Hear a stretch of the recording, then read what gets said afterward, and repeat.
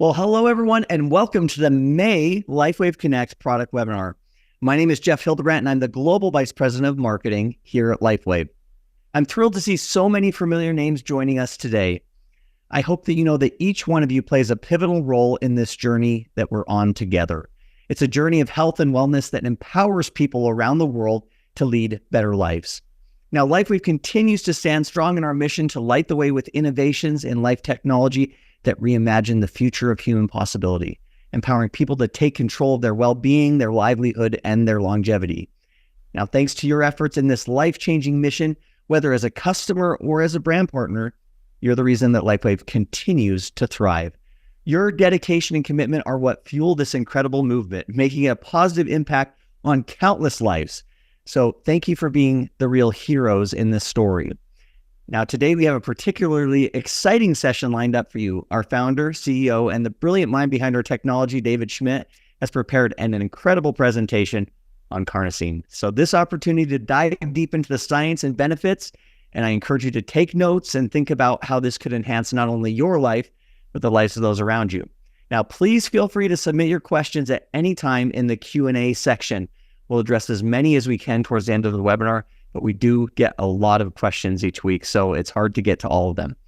So now, without further ado, let me introduce a visionary leader and relentless innovator, David Schmidt. David, the floor is yours. Jeff, great to see you.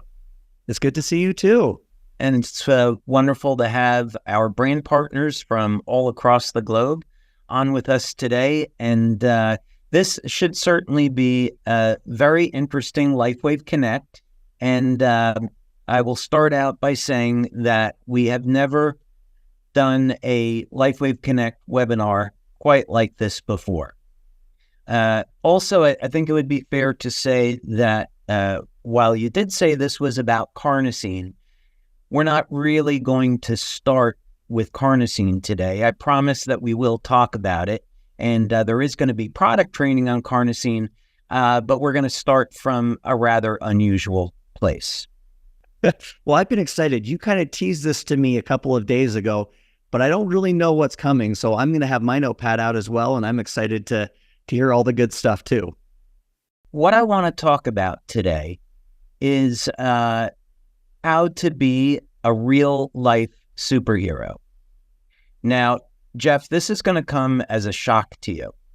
But when I was a kid, I wanted to be a superhero. What? I know that's difficult to believe. But, you know, and I partly blame my parents because one Halloween, they dressed me up in a Superman costume, and then I was hooked for life. I used to rush back from school to see Superman on TV, the 1950s George Reeves. And there was a Spider-Man cartoon then from the 1960s, and I would watch these things and take it in, and I thought, oh, it would be so cool to be a superhero. And then as I was growing up, I went to church and I would read these stories about and hear these stories about Jesus and how he was healing the sick and feeding the hungry. And I thought, oh, that would be so cool to be able to do those things for humanity.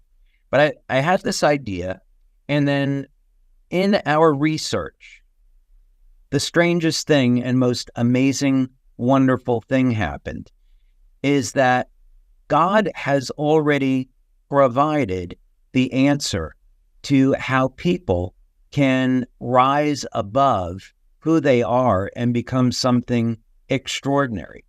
Now, of course, the main reason to read the Bible, the main reason is, of course, eternal life and salvation, how our sins can be forgiven, and how we can be redeemed. That would be the main reason. But what's extraordinary is what we found is that there's actually numerical codes that are in the Bible, and we have found in our labs these same numerical codes in living systems. And the implications to this are really extraordinary. Our application, which we'll be talking about at our conference in October, is how we can use this information to increase human lifespan and become younger and healthier in the process. That's one of the goals that we have. But today, I want to talk about being a superhero. And is there any way that that could actually happen? And I know that would be of interest to some people. But for those that aren't interested in being a superhero, it's okay, because you're going to find a way to dramatically improve your strength, stamina, endurance, and overall quality of life. And whether or not you want to use that recreationally, professionally, or just to have a little bit more energy in your step to get through the day, it applies to everyone. And as a consequence, you can be healthy and strong throughout your entire life. So that's what we're actually going to talk about today. Well, I think it's fantastic. I have a golf tournament coming up, so I need this. It's particularly timely, so I can make it through all 18 holes. Okay, that sounds great. I have complete confidence in you. Well, let's go ahead and get started with that as a background. So first thing is, I'm going to show you a small excerpt from a presentation that I did in Florida not too long ago.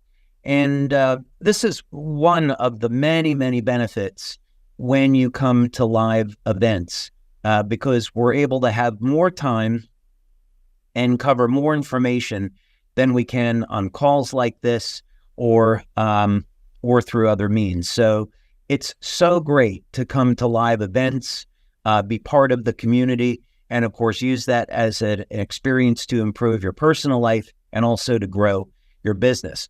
But this is just a small part of presentation that I did over a period of 3 hours. And what I want to talk about are these numerical codes that are in the Bible, just for a minute. And for the purpose of this information, I'm not trying to persuade you to be a Christian or any other faith. This is simply a matter of science, the fact that this numerical information is there. My personal belief is that the Bible is the inspired word of God, but what matters in this context is what this information can mean to you, how you can use this to improve your life in potentially a really dramatic way. So let's look at it from that perspective. So first, we're going to go to the Old Testament, and this would be Genesis chapter 2, verse 16 and 17. And we find that in the Garden of Eden, that there is the tree of knowledge of good and evil, and also the tree of life. So Genesis 3 said, "And the Lord God said, Behold, the man has become as one of us." This is after Adam and Eve ate of the fruit of the tree of knowledge. "Now, lest he put forth his hand and take also of the tree of life and eat and live forever." So there's some information here that we can gather. So if we just put aside any of our beliefs, if we were to assume that the Bible is indeed the inspired word of God, then what we would gather from this is that originally human beings were designed to be immortal. Never be sick, never age. When Adam and Eve fell from grace, then their lifespan was limited to about 1,000 years. And we have, of course, evidence of that in the Bible as well through these stories. After the fall of mankind again, with the great flood, God says, okay, well, now I'm going to limit your lifespan again. Let's say it's to 120 years. So what can we learn from this? Well, what I've been doing is looking at the book of Genesis in the original Hebrew, and then using a process known or something known as gematria, converting Hebrew over into numbers. So both Hebrew and Greek those letters and words can be converted over into numerical values. And there's a history behind this that we won't get into today. But what I wanted to focus in on was literally this phrase, tree of life. I'd have thought, well, maybe the answer to stopping aging could literally be found in this story about the tree of life. So we know that when Adam had a son, he was at 130 years of age. Adam died at the age of 930. And this, of course, is after the fall. So in Gematria, so here is the Hebrew alphabet, and you can see that each character, each letter is associated with a number. So it's a very simple process. You can do this with an online calculator of converting a word or a phrase over into a numerical value. So in this particular case, what we want to do is go back and look at literally this phrase, tree of life. That's I used an online converter, and this is what it came out with in Hebrew. Use a calculator again online, or you can do this manually, and you see that this phrase, tree of life, is equivalent to the number 159. Now, what I did here was to assume that that number of 159 was a frequency. Now, there is a very simple way of converting frequency over into wavelength. Essentially, what you do is you take the speed of light, divide it by frequency, and then you get your wave number. And depending on whether or not you want your wave number in meters, or in this case, we want to convert this to light, we'd use nanometers. Then we take that number and divide it into a range until we get to our range of visible spectra. Anyway, to make this simple, the frequency 159, which is the numerical number for tree of life, is converted into a wavelength of 857 nanometers. Now, what's extraordinary about that is that 850 nanometers in this range you find in the literature is the exact wavelength that you use to turn on the mitochondria in human cells. This is not a coincidence.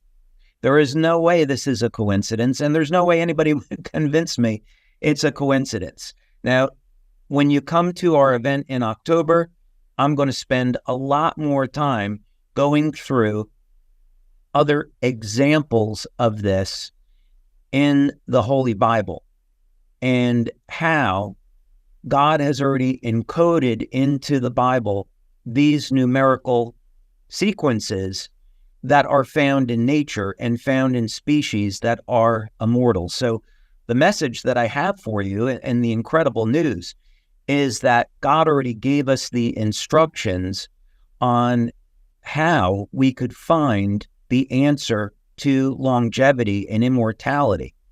And this appears in nature, in species that don't age. The two of them match one another mathematically perfectly. Here's just a few references on this. This is a study out of the University of Auckland showing that 850 nanometers, which is in the infrared band of light, led to the greatest increments in cell respiration. So this is talking about the capacity of the mitochondria to produce energy. And the reason this is important is because we know that as human beings age, there is a decrease in the amount of energy that the mitochondria produces. That's number one.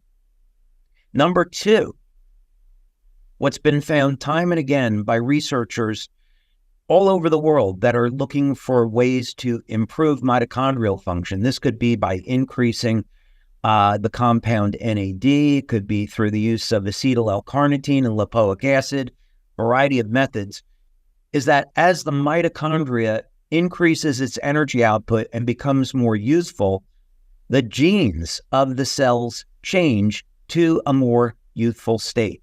So the message here is you turn on the mitochondria, get the energy production up, and the cells in our body start to act like younger, healthier cells. So it's not a huge leap to say that the tree of life contained compounds to turn on energy in the mitochondria that would prevent the cells from degenerating. And we see this in nature already. So it's already happening in certain species. Here's just another quick example of a study that was done on photobiomodulation using 800, 850, and 1064 nanometer light, showing significant stimulation or enhancement of mitochondrial function. Also, improvement in circulation. Here's another study. So here's a great example how we can use this information today to improve your athletic performance. So imagine you're an athlete, or imagine you're someone in your 50s or 60s, and you want to naturally improve your athletic performance. Here's a way of doing it drug-free with light. So the implications to this are really extraordinary. Now, what does this have to do with carnosine? Well, before we get there, I started off by saying, well, what if you wanted to be a superhero? How would we do that? Let's use another biblical example for the moment to show that this has already happened in human beings. And we'll go back a few thousand years to the story of Samson. Now, we think of Samson as someone who was the strongest person that ever lived. But another story about Samson that's incredibly compelling from the point of view of biology is that he fought and defeated 1,000 men. You must have had to have an extraordinary amount of stamina to fight and defeat 1,000 people. Again, assuming that we can take this story literally, which I do. The question is this true? And if so, how would it be possible? I have some great news. We have an example of someone that's living today, and there's actually many examples. I'm just going to pick one person who gives us an indication that these types of extraordinary feats of stamina are true, and we know how to replicate it. So we're going to talk about this fellow, Dean Karnazes. And the reason to take a look at him is that what he has achieved in his lifetime is extraordinary. He has a genetic defect that, among other things, has allowed him to run 50 marathons in all 50 states in the United States in 50 days consecutively. I know that's something that I would never hope to be able to do. How did he pull this off? What exactly is going on with him? Well, let's go over to the Wikipedia page, and I want you to take a look at some of his highlights. He was able to run 350 miles in 80 hours without sleep. And he did that back in 2005. He ran a 199-mile relay solo. He also ran a marathon to the South Pole, and on and on. It's been said that he could run 60, 80 miles at a time just during normal exercise without any trouble at all. Back in 2006, we had a gentleman on our staff, Stan Cottrell, who was friends with Dean Karnazes and also was an ultra marathon runner. But what's interesting is that he has been studied, and what was found about his genetic defect is that his body did not produce lactic acid in the muscles. So what would happen is that normally when we exercise, our body is going to reach a point where we're going to shift from aerobic to anaerobic metabolism, and we're going to start to convert food over into energy. And as a result, we're going to get lactic acid that's being produced in the cell. And this acid has an interesting impact on our biology. On the one hand, it's going to introduce fatigue into the muscle, but lactic acid is also a very powerful growth factor. So if you're someone that wants to build muscle, what's been found in studies is that if you introduce lactic acid to muscle tissue, the muscle tissue grows. So this is why it's important that when you're exercising, when you're doing resistance training, that you want that burn. You want that lactic acid because it's going to allow your muscles to repair and grow. But in the case for endurance athletes, lactic acid is the enemy during an event because it will fatigue your muscle and limit your endurance. So here we have a real-world example of someone with true superhuman abilities in the area of stamina, and we understand the biological mechanism. And it's as simple as limiting the amount of lactic acid in the muscle. So you may be wondering now, how could we actually do this? How could a person without this genetic effect, if you didn't want to go through gene modification, which I hope you won't, what would you do to gain an ability like this and significantly improve your performance? Another side to this is that we know that cancer cells reproduce anaerobically and they produce lactic acid. So when cancer patients have all of that soreness in their body, it's from lactic acid. So if we could have a way of managing lactic acid, then that would mean this could potentially be a very powerful therapy for people that have cancer. So how would we do that? Well, the good news is you probably already have this in your kitchen today, and it's inexpensive. And it's baking soda. So baking soda has been found to be a very powerful buffer of lactic acid. Let's take just a quick look at this link. Baking soda is a base, so it's an alkalizing agent that can counteract rising acidity in your bloodstream and this way correct the negative effects of lactic acid. So in other words, you take baking soda through a specific protocol, which we'll get into, and that baking soda will limit your lactic acid production and significantly improve endurance. So something as simple as baking soda can help your body fight fatigue.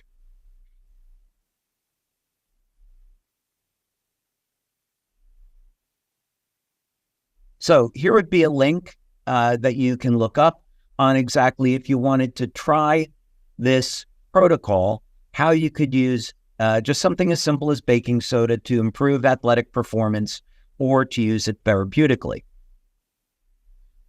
And again, we scroll down. It's recommended to ingest baking soda a minimum of 60 minutes before exercise in a minimum volume of 500 mils of water. And there's all different variations on this. So I would recommend that if this were something you were really interested in trying, because a dose of 14 to 21 grams of baking soda is a lot. Don't do that the first time out because your body has to adapt to it. It will cause significant intestinal distress. You get all kinds of problems with it. So I would recommend that you read up about this, start slowly, and then find out what works for you. Also, I am not a medical doctor. We are not providing any type of medical advice here. This is for information purposes only. So please consult with your doctor or your healthcare practitioner before you try anything here that we're talking about today. But again, what's exciting about this is that we see that there are examples of human beings like Dean Karnazes that have these superhuman abilities. The information here has a potential impact on our health way beyond physical performance. And this is something very simple, very inexpensive that anyone can afford and anyone can implement. And it goes through a very simple mechanism, control of lactic acid. Well, here's the downside to this, is that you have to take a lot of baking soda. You have to plan it out over time. It's simple, it's inexpensive, but it does require some thought and planning. So what else could we do that would allow us to improve athletic performance by managing our blood lactate levels? That might be a different approach with a similar outcome other than sodium bicarbonate. And as probably you all guessed, what we're talking about here is carnosine. Now, first, I do want you to know that when we're talking about limiting blood lactate levels, whether or not it be with carnosine or baking soda, there are some good studies here to support this. Each study kind of comes with its own conclusion, but here's one study where it's saying supplementation with baking soda improves performance in muscular endurance activities. And this, of course, is over a variety of different activities, and in single and multi-bout exercise. And then here is another study. Oops, I skipped ahead. Let's try that again. Whoops. Let's try that one more time, Jeff. Here we go. Here is a study with beta-alanine, which is the precursor to carnosine, and exercise performance. So first thing about this is if this is something that you're interested in, then I'd recommend you look at your diet first to see about how you can optimize this effect. What that means is that if you have a diet that's high in dairy products, in red meat, you may be getting enough beta-alanine in your diet. Carnosine is made from the amino acids beta-alanine and histidine. And beta-alanine is found principally in red meat. It's not found to a great extent in vegetables and fruits. So if you're a vegetarian or a vegan, I would recommend that you supplement with beta-alanine. It's very inexpensive. You could take as little as 500 milligrams to 1,000 milligrams daily. Some people have a little bit of sensitivity to beta-alanine. Some people, you'll get a mild itch from taking it. This is just an improvement in blood flow. Some people may find that it's causes a little bit of discomfort, but that's rare. But start out with, let's say, 500 milligrams and see how you respond. But typically in performance supplements that are on the market, you might find 1,500 milligrams. So the dosing is considerably higher than that. But you need the beta-alanine in order to make carnosine. So when you're seeing beta-alanine being used in studies, this is for one of the purposes would be to increase carnosine. Now we know carnosine is found in the muscle. It's also found in the cardiac tissue, in the heart, and it's also found in the brain. So carnosine is incredibly powerful. If your goal is to improve athletic abilities, the other benefits you're going to get out of this is to support the health of your heart. And carnosine also acts as a nootropic. We did a study showing that use of the carnosine patch for 30 days improved cognition. So carnosine has many, many health benefits. The one, of course, we're focusing on here today is exercise performance. So here is a study where it's looking at the use of beta-alanine as a supplement to improve carnosine, and then use this to improve exercise performance. We'll take a look at another study, prospects of use of functional ingredient for functional food formulation. So I found this interesting, is that in this study, the researchers wanted to look at including beta-alanine or carnosine in a food and using that to improve athletic performance. So people are looking at this from a variety of different ways, but with the same outcome. Now, here was an interesting study that I found that I wanted to share with you. And this one was a paper that was written on the use of beta-alanine supplementation relating to exercise and training. And you can see this came from Ghent University in Belgium. And we'll scroll down here and over back to the abstract. And the reason I wanted to point this out was because this had a very nice disclosure in the abstract of some of the many ways that carnosine can improve overall athletic performance and overall health.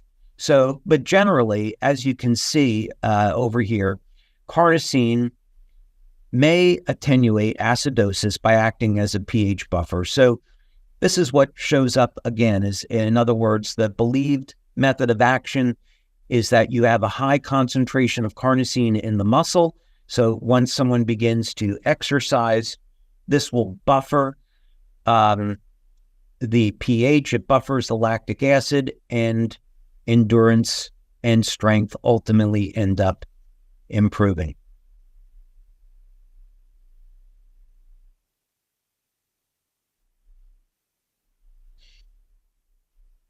Now, what real-world applications might this have? Here's one that is interesting because rowing is certainly an incredibly difficult sport that involves athletes getting strength training and endurance training. And here was a study that was looking at the use of carnosine and beta-alanine in that role. So it can be concluded that there's a positive correlation between baseline muscle carnosine levels and rowing performance. So here this study was showing that, you take a beta-alanine or carnosine supplement, you increase the amount of carnosine in the muscle, and endurance improves in rowing. Now, what does this have to do with our patch? Well, we've done a number of studies. I wanted to point out two of them. This one goes back to 2011. You can find this study in your back office in our resource section, and you'll see we have our studies listed there. So you just scroll down over to carnosine, and you'll see that in this study, we wanted to look first, did the carnosine patch improve strength and endurance? So is that going to be a benefit that people get? And the results, you can read through the study if you like. The results demonstrate that the carnosine patch increases performance in a flexibility test and 12 different measures of strength and endurance. So we thank Lisa Tully for having performed that study. So Jeff, what this means to me is we have so many athletes today that are, unfortunately, they think they have to resort to anabolic steroids or other unsafe performance-enhancing drugs. And there's a way that is natural, whether or not it be through carnosine or sodium bicarbonate, natural, simple ways that they can improve strength and stamina and do it inexpensively and do it safely and do it in harmony with nature. And maybe even like Dean Karnazes, get some superhero-like results. So that would be my message today. That's just incredible. I mean, the distance that he can run without without any issues is mind-boggling. So, David, a couple of questions have come in. So, one thing that I think I would really love to hear, especially with it being the 20-year anniversary, I know that each patch that you develop and work on kind of has a story.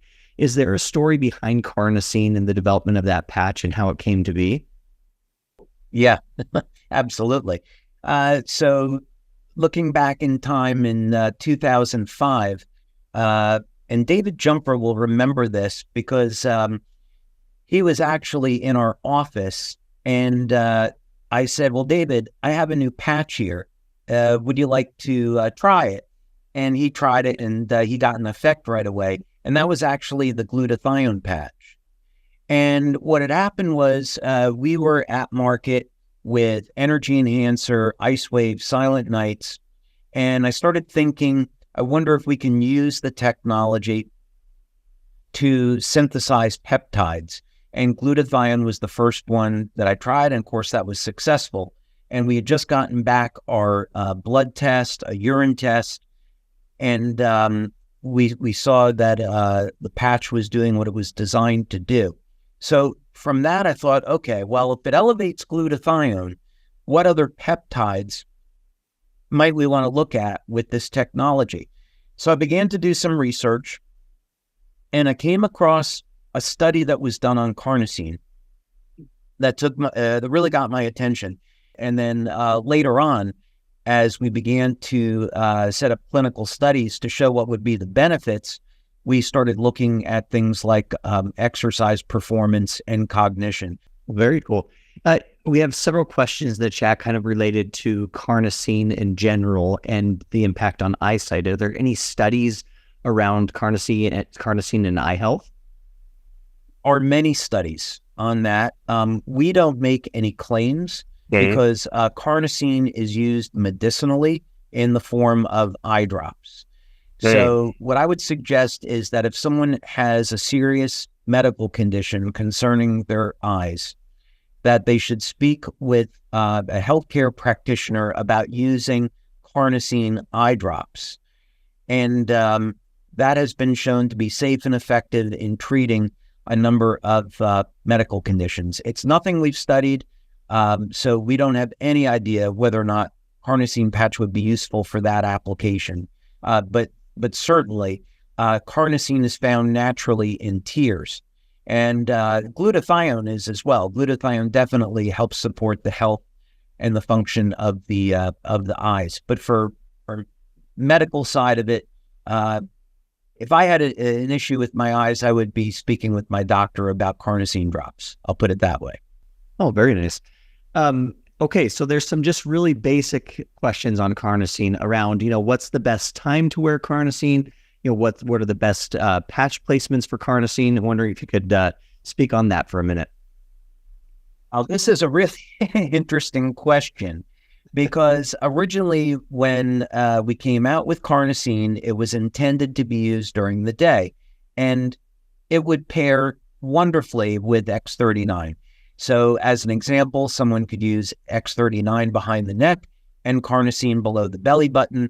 And now you have a great combination for supporting strength, stamina, recovery, and overall health and wellness. So it's a very, very powerful combination. Now, as we began to release more patches, people began to experiment with the use of carnosine in the evening. And what some people find is that their dreams become very intense if they wear the carnosine patch at night. My personal experience is that my body is asleep, but my mind feels very awake when I wear the carnosine patch in the evening. So that wouldn't be my first choice. I typically use carnosine during the day. So I think what I would say is some people really like using it at night, and so it can be experimented with that way. Oh, very good. Yeah. So actually it related to that. One individual said, that for them in particular, carnosine makes them sleepy. Is that a known effect of carnosine, or is that something unique? No, carnosine. Well, I would say that what we have found pretty consistent with our patches is that they generally tend to produce a relaxation response in the nervous system. And we have seen that especially with Eon. So if someone was looking to reduce stress, Eon would be the go-to. But I would say that carnosine, the use of the carnosine patch, does tend to produce relaxation. So if somebody wanted to use it that way, they could. Very good. And not necessarily, again, associated with our patch, because we don't make medical claims or things like that. But in general, is there effect of carnosine on telomere lengthening? Are there any studies linking those two things together? So we haven't studied, what I would say is that we've done research on not a product that we don't sell on lengthening telomeres. And the reason why we don't sell it is because the FDA would probably regulate it as a drug, and that means we would have to take it through the drug process. So we elected not to do that. But we did, in fact, do 2 studies with Dr. Norm Shealy. And a big thank you to Dr. Shealy. Has just been absolutely wonderful and a privilege to work with him for so many years. We did, in fact, do 2 studies where we did show that there was a way to lengthen telomeres with light. So we may come out with that at some point. Now, telomere lengthening, preservation of telomeres is an incredibly important part of solving the problem of human aging, but it's certainly not the only component. There's several other components. And when people come to the event in October, they're going to hear more to that story. But that certainly has been an area of interest of ours. We have studied it, and we have found some solutions using light to lengthen telomeres. Very good. There's an individual asking, is there anything around, can they wear 2 YAge patches at the same time, not wear 2 YAge patches at the same time? Meaning glutathione, carnosine, or Eon? We did a study with 2 medical doctors in Australia. We're actually in that study. Individuals were using glutathione, carnosine, and Eon at the same time, and they actually found a beneficial effect on the health. So we don't see any evidence that you couldn't do it. And in fact, using glutathione, carnosine, or carnosine Eon together should be perfectly fine. Very good. So I think you talked a little about this, but in some cases, a supplement of carnosine might cause gastrointestinal discomfort, bloating, gas, those things. Have you seen any of that in the studies with the carnosine patch? Actually, I was referring to baking soda. So you also see these effects with some amino acids. So, for example, the amino acid ornithine, the amino acid arginine. If you take too much of that, like let's say doses of 5 grams, that can cause very severe gastrointestinal issues. Let people figure out what that is. But with beta-alanine, the issue is more of a flushing of the skin. And this would occur, let's say, with dosing of maybe 800 to 1,000 milligrams. It doesn't affect everyone, but it will affect some people. So that's why I'd recommend starting maybe with 500 milligrams. And if someone tolerates that well, then they could move on to a higher dose. Very good. Yep. Now, in some of the instructions for use, it talks about wearing carnosine, 1 to 3 days per week. Is there a particular reason on that? Can you speak to that a little bit? Well, when we came out with the carnosine patch, we didn't have a broad line of products. So we would, in our studies, look at the use of the carnosine patch 5 to 7 days per week. Now, glutathione has a very short half-life. It's of about 7 minutes. So that means if someone were to get an IV of glutathione, that glutathione goes in and out of the body in about an hour. With carnosine, it tends to stay in the body longer. So we recommended that if people were not exercising, maybe 3 days, 5 days a week is fine. if you're exercising maybe a little bit more often. But now, because we have the X39 patch, which shows some of the similar benefits to carnosine, although very clearly different, that we'd recommend that if people are using X49, maybe they don't need to use carnosine as often. So this is something for individuals to experiment with. We currently don't have a study comparing X49 to carnosine. It's one of those things that's on our to-do list. Oh, very good. All right, someone's asking just a general question on, now that we have expanded the patch line and there are multiple options, is there a recommended number of patches that you would say that someone should be wearing at one time, with the full line?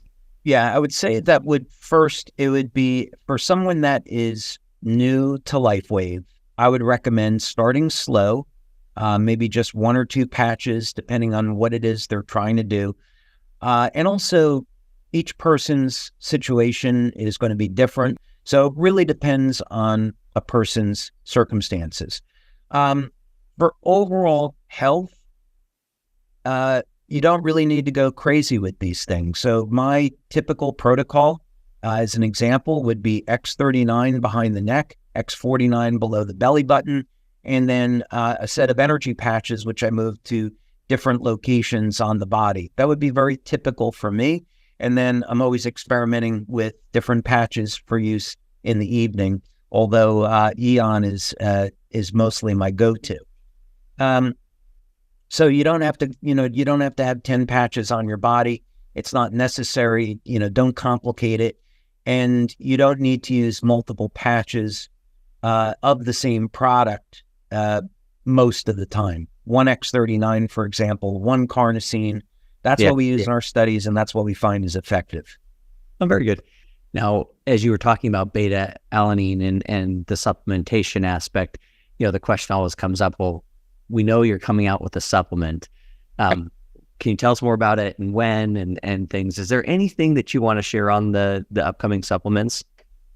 Well, I'd say, you and I have had a fun time with putting together, the formulation, the marketing behind this. We did have the intention of releasing this in January. And unfortunately, we had a vendor that we were going to use to make the formula, and they didn't pass our inspection. So we had to start over with a different supplier. So that's been the reason for the delay. But we certainly intend to come out with the product this year. And we just want to make sure that it's done properly. And we're thinking of the long term here.